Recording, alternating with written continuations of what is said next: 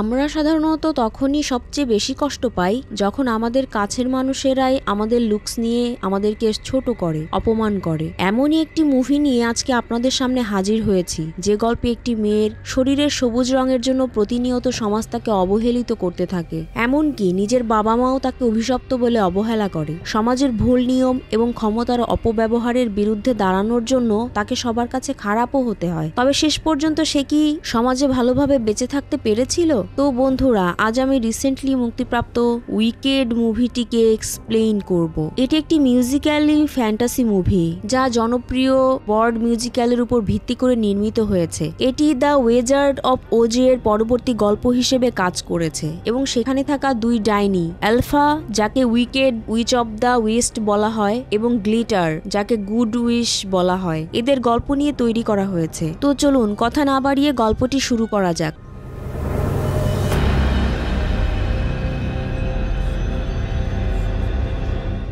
গল্প শুরু হয় ওয়েজ জাদুকরের পৃথিবী দেখিয়ে, যেখানে সবাই এই খবর শুনে আনন্দিত যে পশ্চিমের দুষ্টু জাদুকরী মারা গিয়েছে। সবাই উৎসব করতে শুরু করে। ঠিক তখনই ভালো জাদুকরী গ্লিন্ডা সেখানে উপস্থিত হয় এবং সবাইকে নিশ্চিত করে যে দুষ্টু জাদুকরী আর বেঁচে নেই। যাওয়ার আগে একটি ছোট্ট মেয়ে গ্লিন্ডাকে জিজ্ঞেস করে দুষ্টু ডাইনির সাথে কি ঘটেছিল। তখন গ্লিন্ডা সবাইকে সবুজ রঙের ডাইনির কথা বলে, যার নাম ছিল আলফাবা, এবং বলে যে আলফাবা জন্ম থেকে সবুজ রং নিয়ে জন্মেছিল। আলফাবা ছিলেন গভর্নর ফ্লেক্সাবার এবং তার স্ত্রী মেলিনার মেয়ে। তবে আলফাবার জন্ম হয়েছিল মেলিনার অন্য এক ব্যক্তির সাথে সম্পর্ক থেকে। মেলিনা আলফাবাকে এক রহস্যময় ওষুধ খাওয়ানোর পর জন্ম দেন, যা এই সবুজ রঙের কারণ। আলফাবার সবুজ ত্বক দেখে ফ্লেক্সা তাকে মেনে নিতে অস্বীকার করেন এবং আলফাবাকে অভিশপ্ত বলে তার বাসা থেকে বের করে দেন। কিন্তু তার ন্যানি টলসিয়া তাকে ভালোবাসা দিয়ে বড় করে তোলেন। শৈশবে আলফাবা তার ছোট্ট বোন নেশার দেখাশোনা করত। তাদের মধ্যে ভালো সম্পর্ক ছিল। নেশারা সবসময় হুইল চেয়ারে থাকে। সে বিশেষ চাহিদা সম্পন্ন বাচ্চা এবং নেশার জন্মের পর তাদের মায়ের মৃত্যু হয়। এরপর কিছু শিশু তাদের উত্ত্যক্ত করতে শুরু করে। তা দেখে নেশা কাঁদতে থাকে। তখন আলফাবা রাগে মাটি থেকে পাথর তুলে তাদের দিকে ছুঁড়ে মারে। ফ্লেক্সা বাইরে এসে আলফাবাকে বকাঝকা করে। এখানে আমরা বুঝতে পারি আলফাবার কাছে একটি বিশেষ ক্ষমতা ছিল, যা তাকে সমাজের চোখে অস্বাভাবিক করে তোলে এবং সবাই তাকে খারাপ ডাইনি হিসেবে চেনে। এরপর গ্লান্ডা সেখান থেকে চলে যেতে চায়। তখন একটি মেয়ে এসে গ্লান্ডাকে জিজ্ঞেস করে, এটা কি সত্যি? তোমরা কি ভালো বন্ধু ছিলে? তখন গ্লান্ডা তাদের বন্ধুত্ব হওয়ার গল্প বলতে শুরু করে। গল্প এখান থেকে অতীতে চলে যায়। গ্লান্ডাকে শেষ বিশ্ববিদ্যালয়ে দেখানো হয়, যেখানে বাগ নামের একটি ছেলের সাথে তার পরিচয় হয় এবং গ্লিন্ডা দ্রুত প্যাফান এবং সেভেনের সাথে বন্ধুত্ব গড়ে তোলে। অন্যদিকে আলফাবা তার বোন নেশার সঙ্গে ইউনিভার্সিটিতে আসে। সবাই আলফাবার সবুজ ত্বক দেখে হাসাহাসি করে, কিন্তু আলফাবা তার কৌতুকপূর্ণ কথাবার্তায় এই পরিস্থিতি সামাল দেয়। গ্লিন্ডা প্রকাশ্যে আলফাবাকে সাহায্য করতে চাইলে আলফাবা অনেক রেগে যায় এবং তা প্রত্যাখ্যান করে। এদিকে নিজের বাবা আলফাবাকে অনেক অবহেলা করে। অন্যদিকে তার বাবা তার ছোট বোনের অনেক খেয়াল রাখে, যা দেখে আলফাবার মন অনেক খারাপ হয়ে যায়। তো এটাতেই আমরা বুঝতে পারি আলফাবা সমাজের কাছে অবহেলিত প্রাণী। তার বাবা আলফাবাকে শেষ বিশ্ববিদ্যালয়ে থাকতে বলে। এরপর সেখানে জাদুবিদ্যার দিন মার্বেলকে ডাকা হয়। সে তখন শেষ বিশ্ববিদ্যালয়ের স্টুডেন্টদেরকে ওয়েলকাম করে। এদিকে একটি মেয়ে নেশারোজের অনেক প্রশংসা করে। তখন সেখান থেকে আলফাবা চলে আসে এবং তাকে দেখে মেয়েটি অনেক অবাক হয়ে যায়। নেশারোজকে মেয়েটি নিয়ে যেতে চাইলে আলফাবা তার জাদুর মাধ্যমে তাকে বাধা দেয় এবং ম্যাডাম মালভারো আলফাবার এই ক্ষমতার প্রতি বিশেষ মনোযোগ দেন এবং এই সবকিছু দেখে মালব্রো আলফাবাকে গ্লিন্ডার সাথে রুম শেয়ার করতে বলে। এসব ঘটনাতে আমরা বুঝতে পারি গ্লিন্ডা আলফাবাকে ততটা অপছন্দ করতো না। এরপর মালবারা আলফাবার সঙ্গে ব্যক্তিগতভাবে কথা বলতে চান। তিনি আলফাবাকে আরো জাদু শিখাতে চান এবং যাতে ভবিষ্যতে সে মহান জাদুকর হিসেবে কাজ করতে পারে সেভাবে তাকে সাপোর্ট করতে চান। প্রথমবারের মতো আলফাবা অনুভব করে যে তার জীবনের কিছু একটা ভালো হতে চলেছে। পরের সিনে আলফাবাকে তাদের রুমে দেখানো হয়, যেখানে গ্লিন্ডা তার পিঙ্ক রঙের জিনিসপত্র দিয়ে ঘর সাজিয়ে রেখেছিল, যা দেখে আলফাবা বলে এটা কোনোভাবেই ঠিক না এবং তার জন্য খুবই ছোট্ট একটা জায়গার রেখেছিল থাকার জন্য। পরে আলফাবা রেগে তার জন্য জায়গা করে নেয়। এভাবেই তাদের মধ্যে টুকিটাকি খুনসুটি লেগেই থাকতো। তারা এমন একটি ক্লাসে যায় যেখানে ছাগলের মতো দেখতে একজন প্রফেসর ছিল। ভাবা যায় এমন একটি ছাগল নাকি তাদের প্রফেসর। যাই হোক, ডক্টর ডিলেমন তাদের পড়াচ্ছিলেন। ক্লাস চলাকালীন ডক্টর ডিলেমন দেখতে পান যে কেউ বোর্ডে লিখেছেন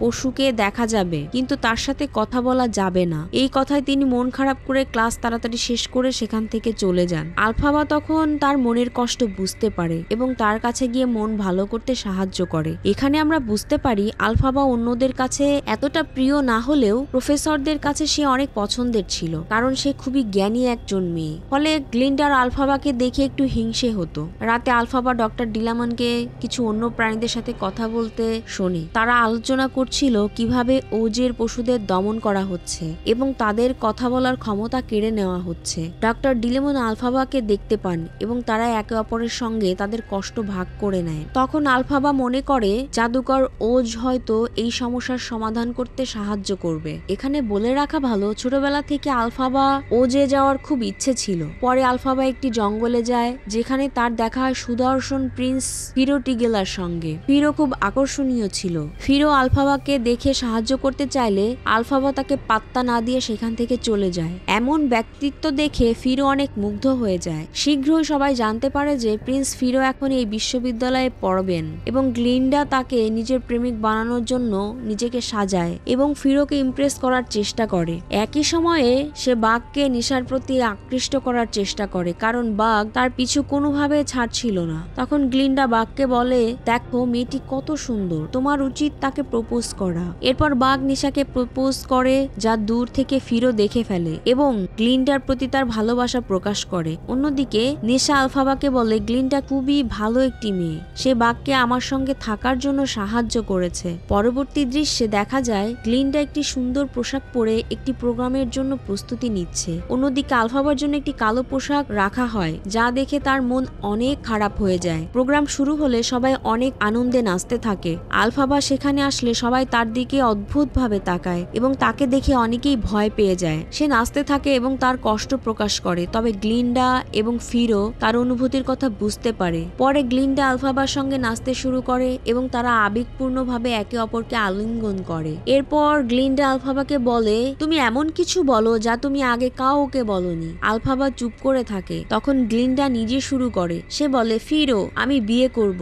তখন আলফাবা জিজ্ঞেস করে, সে কি তোমাকে বিয়ের জন্য প্রস্তাব দিয়েছে? গ্লিন্ডা বলে, এখনো না। আচ্ছা, এবার তুমি বলো তোমার গোপন কথা। আলফাবা জিজ্ঞেস করে, তুমি আমাকে বলো তুমি কেন নীল রঙের বোতলটি নিয়ে ঘুমাও? আলফাবা প্রথমে কিছু বলে না, কিন্তু গ্লিন্ডা এতে মন খারাপ করলে আলফাবা তার মায়ের বিষয়টি বলতে শুরু করে এবং তার মায়ের মৃত্যুর জন্য নিজেকে দোষী মনে করে। তখন গ্লিন্ডা তাকে বোঝায় যে এতে তার কোনো দোষ নেই। পরে গ্লিন্ডা আলফাবাকে আরো জনপ্রিয় করার চেষ্টা করতে থাকে এবং তাকে নিজের মতো তৈরি করতে চায়। শেষে যখন আলফাবা গ্লিন্ডার মতো হওয়ার চেষ্টা করছিল তখন ফিরো তা দেখে ফেলে এবং সে লজ্জা পায়। পরবর্তী দৃশ্যে একটি ক্লাসরুমে দেখানো হয় যেখানে ডক্টর ডিলেমন ক্লাস নিচ্ছিলেন। তিনি বলেন, প্রিয় ছাত্ররা, আমাকে বিদায় দাও। এখন প্রাণীরা আর মানুষের সাথে কথা বলতে পারবে না। তখন কিছু লোক এসে তাদের জোর করে সেখান থেকে নিয়ে যায়। যাওয়ার সময় তিনি বলতে থাকেন, আমার কথা শোনো, তোমাদের পুরো গল্পটি বলা হচ্ছে না, তার মানে এখানে অবশ্যই কোনো হিডেন কিছু রয়েছে। এবং তার জায়গায় আসেন দুর্নীতিগ্রস্ত প্রফেসর, যার নাম ছিল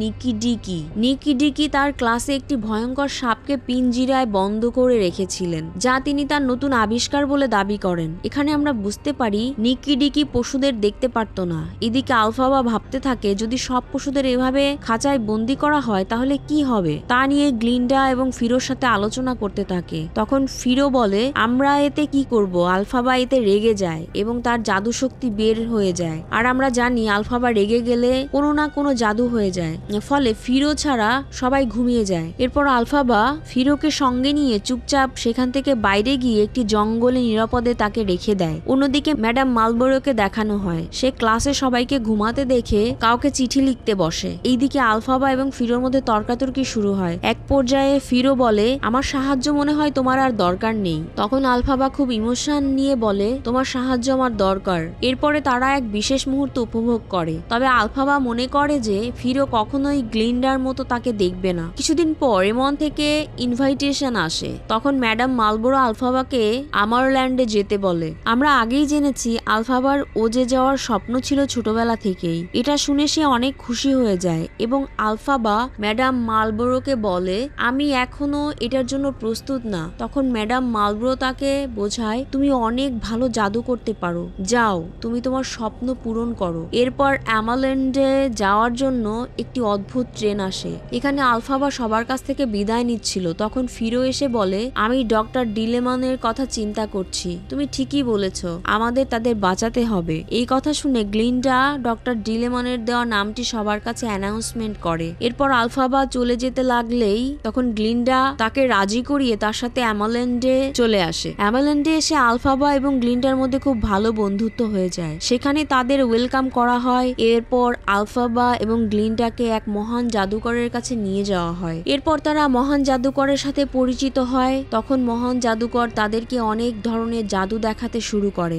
এবং দ্য উইজার্ড অফ ওজেসিটি তাদেরকে দেখানো হয়। মহান জাদুকর আলফাবাকে জিজ্ঞেস করে যে সে তার সবুজ ত্বকের ব্যাপারে কিছু করতে চায় কিনা। তখন আলফাবা বলে যে সে তার সবুজ ত্বকের জন্য তার কোনো আফসোস নেই, তবে সে পশুদের সাহায্য করতে চায় এবং সে মহান জাদুকরের কাছে পশুদের জন্য সাহায্য চায়। এরপর সেখানে ম্যাডাম মালবোরো চলে আসে। ম্যাডাম মালবোরোকে দেখে আলফাবা অনেক খুশি হয়ে যায়, কিন্তু ম্যাডাম মালবোরো গ্লিন্ডাকে দেখে ততটাও খুশি হন না। এরপর একজন বানরপুরী এসে একটি জাদুর বই প্রদর্শন করে। এরপর ম্যাডাম মালবোরো আলফাবাকে সেই বইটি পড়তে বলে। তখন মহান জাদুকর বলে সে মনে হয় প্রস্তুত নয়। এটা শুনে আলফাবা বলে আমি নিজেকে প্রুফ করতে চাই, আমি অবশ্যই এটা পারবো। এরপর মহান জাদুকর সে বানর প্রহরীর সাথে পরিচয় করিয়ে দেয় এবং দেখা যায় সেখানকার পশুরাও কথা বলতে পারতো না। তখন মহান জাদুকর বলে তারা সকালের আকাশের পাখি উড়তে দেখতে পছন্দ করে। তখনই আলফাবা পাখি উচ্চারণ করে, তখনই বইয়ের পাতা একা একা নড়তে শুরু করে। তখন ম্যাডাম মালবোরো আলফাবাকে বোঝানোর চেষ্টা করে যে তুমি পারবে হারানো কথাগুলো ফিরিয়ে আনতে, এর জন্য তোমাকে এই বইটি পড়তে হবে। এটি শুনে আলফাবা সেই বইটি পড়তে শুরু করে, ফলে বানর প্রহরীর পাখির মতো ডানা তৈরি হয়। এদিকে আলফাবা দেখে যে বানরটি অনেক কষ্ট পাচ্ছে। সে তখন আগের অবস্থায় ফেরানোর জন্য মহান জাদুকরকে বলে। তখন ম্যাডাম মালবোরো বলে এটাকে আগের অবস্থায় কখনোই ফেরানো যাবে না। তখন বাইরে থেকে অনেক ধরনের শব্দ শোনা যায়। তখন আলফা বাইরে গিয়ে দেখে সবগুলো বানরের সেই একই অবস্থা। তখন মহান জাদুকর এবং ম্যাডাম মালবোরো খুব খুশি হয়ে বলে আমাদের যে এদের চেয়ে ভালো গুপ্তচর আর হতেই পারে না। তখন আলফাবা অনেক অবাক হয়ে বলে গুপ্তচর? সে তখন একে একে সব চক্রান্ত বুঝতে পারে যে তাকে দিয়ে প্রাণীদের কত বড় ক্ষতি করানো হয়েছে। তখন আলফাবা পুরো কাহিনীটি বুঝতে পারে আসলে পশুদের কথা বলার ক্ষমতা কেড়ে নেওয়ার পেছনে মালবোরোর হাত ছিল। এখানে সে আরো বুঝতে পারে আসলে মহান জাদুকর এবং মালবোরোর মধ্যে এমন কোনো শক্তি ছিল না যে তারা এই বইটি পড়তে পারবে। এসব প্রতারণা বুঝতে পেরে আলফাবা সেই বইটি নিয়ে সেখান থেকে চলে যায়। এরপর ম্যাডাম মালবোরো গ্লিন্ডাকে বলে আলফাবাকে ফিরিয়ে আনতে। এরপর ম্যাডাম মালবোরো বাইরে গিয়ে সব বানর গুপ্তচরকে বলে তোমরা যদি যে লয়াল থাকতে চাও তাহলে যাও সবুজ রঙের মেয়েটিকে ধরে আনো। এটি শুনে সবাই আলফাবাকে ধরতে বেরিয়ে পড়ে। অন্যদিকে মহান জাদুকর ওয়েজের গার্ডদের আদেশ করে যে আলফাবাকে ধরে আনতে। এরপর বানরের গার্ডরা আলফাবাকে ধরতে লড়াই শুরু করে। এদিকে গ্লিন্ডা আলফাবাকে বলে তুমি এমন করছো কেন, তোমার তো এটা স্বপ্ন ছিল। তখন আলফাবা বলে প্রাণীদের কষ্ট দিয়ে আমি খুশি হব, তুমি এটি মনে করো? এরপর তারা বাইরে থেকে ম্যাডাম মালবোরোর অ্যানাউন্সমেন্ট শুনতে পায় যে ওজবাসীদের বলে আমাদের শহরে একজন শত্রু এসেছে এবং সে জাদুর বইটি চুরি করে নিয়েছে। এছাড়াও বানরদের এই পরিণতির জন্য সেই সবুজ রঙের মেয়েটি দায়ী। তার গায়ের রং সবুজ, শুধু আমাদের ধ্বংস করতেই পারে। সে একজন দুষ্টু ডাইনি। যা শুনে আলফাবার অনেক খারাপ লাগে। তখন গ্লিন্ডা বলে ভয় পেও না। যা শুনে আলফাবা বলে আমি ভয় পাচ্ছি না, বরং সবার উচিত আমাকে ভয় পাওয়া। আসলে এখান থেকেই তার খারাপ ডাইনি হিসেবে যাত্রা শুরু হয়েছিল। এরপর আলফাবা সেখান থেকে পালানোর পরিকল্পনা করে। তখন গ্লিন্ডা তাকে কালো পোশাক পরিয়ে দেয় এবং একটি জাদুর ঝাড়ুর মাধ্যমে সে আকাশে উঠতে থাকে। এদিকে গার্ড আর বানর গুপ্তচর তাকে তাড়া করতে থাকে। এরপর আলফাবা একটি গানের মাধ্যমে তার খারাপ সত্তার পরিচয় দেয় এবং বলে ম্যাডাম মালবোরোকে বলে দিও আমি আবার ফিরে আসব। এরপর ম্যাডাম মালবোরোর অ্যানাউন্সমেন্ট পুরো শহরকে জানিয়ে দেওয়া হয় যে আলফাবা তাদের শত্রু এবং সে একজন ডাইনি। গ্লিন্ডা দুঃখের সাথে আকাশে আলফাবাকে দেখতে থাকে এবং ওটসের বাকি লোকরা আলফাবাকে খলনায়িকা হিসেবে দেখতে শুরু করে। এরপর আলফাবা ঝাড়ু দিয়ে উপরে উঠতে থাকে এবং ওজ থেকে অদৃশ্য হয়ে যায়। আর এটাই ছিল আলফাবার ভালো মানুষ থেকে খারাপ ডাইনিতে পরিণত হওয়ার গল্প। উইকেন্ড মুভি শেখায় যে ভালো এবং মন্দ শুধুমাত্র ভাগ্যের ব্যাপার। সমাজে ভুল নিয়ম এবং ক্ষমতার অপব্যবহারের বিরুদ্ধে দাঁড়ানো সবসময় সহজ নয়, কিন্তু এটি প্রয়োজনীয়। আলফাবার চরিত্র আমাদের আত্মপরিচয় এবং ন্যায় বিচারের জন্য লড়াই করার অনুপ্রেরণা দেয়। তো বন্ধুরা, এই ছিল উইকেড মুভির এক্সপ্লেনেশনটা যদি ভালো লাগে তাহলে অবশ্যই আমার চ্যানেলটিকে সাবস্ক্রাইব করবেন, লাইক করবেন এবং শেয়ার করবেন। দেখা হচ্ছে পরবর্তী ভিডিওতে। সেই পর্যন্ত ভালো থাকবেন, সুস্থ থাকবেন। আল্লাহ হাফেজ।